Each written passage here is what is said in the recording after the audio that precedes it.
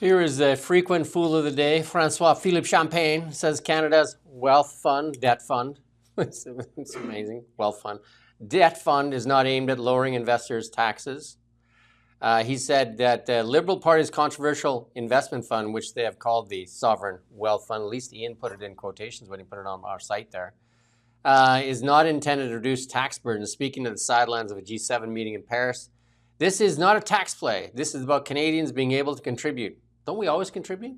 Because it's our tax dollars. That is the contribution. You know what I mean? Like, this is Canada's. We contribute 100%. What are you talking about? Like, dude, what are you talking about, you fool?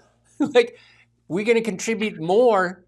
You already take our tax dollars and do this, and now you want us to give our money that you haven't taken to do this, and you say this is the way for you to contribute? We already are contributing. Where did you get the money? Where did you get the money? Fool. That is our money. We contribute. This is more about people being able to be part of a growing or building the nation. This is the Canada Strong Fund. It will be seeded with $25 billion of taxpayers' money. Did you see what you just wrote? Taxpayers' money? Whose money is the taxpayers' money? Francois? Whose money is the taxpayers' money? That is Liberal Party? Our money? You give it to us. We take it. We take it. That's our money. I take some. I put some in my pocket. My mother, she gets some. Put some in her pocket. His wife? My wife, she has a good job. She has a good job, make money. Put some in her pocket. If you want some, you could put some in. Yeah. It is so surreal. And I didn't actually think of it that way, but it's like you're saying, this is your big chance. You can be part of building the nation. And it's like, but we already are. Literally 100%. We're already in. Like, we're already in. 50% of our income is in. Like, we can't go any further, man. Literally, more than half the income for most Canadians is going towards taxation of some way, shape, or form.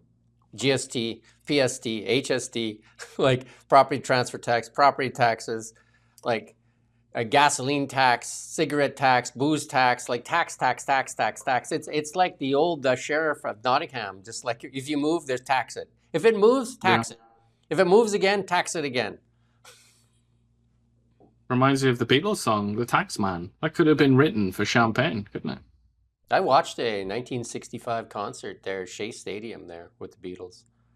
It was unreal. You imagine watching that now? I think they're going to do it with like Meta glasses, like or Meta or Apple glasses, where you can actually be at that concert because they 4K'd that concert. It was pretty wild.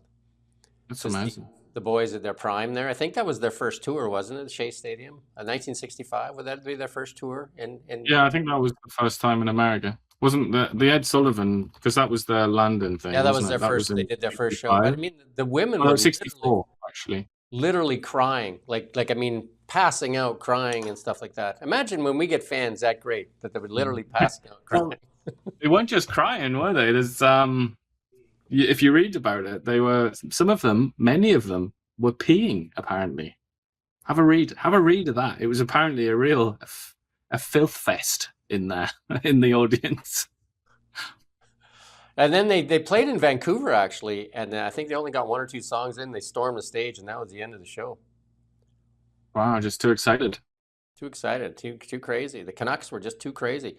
Thank you for watching this clip of The Really Big Show. If you want to watch the full show, you can head over to our YouTube channel, and you'll find it under our lives. And if you really want to find out more information of everywhere you can find us, go to thereallybigshow.ca, and there you can find links to all our channels. Thank you.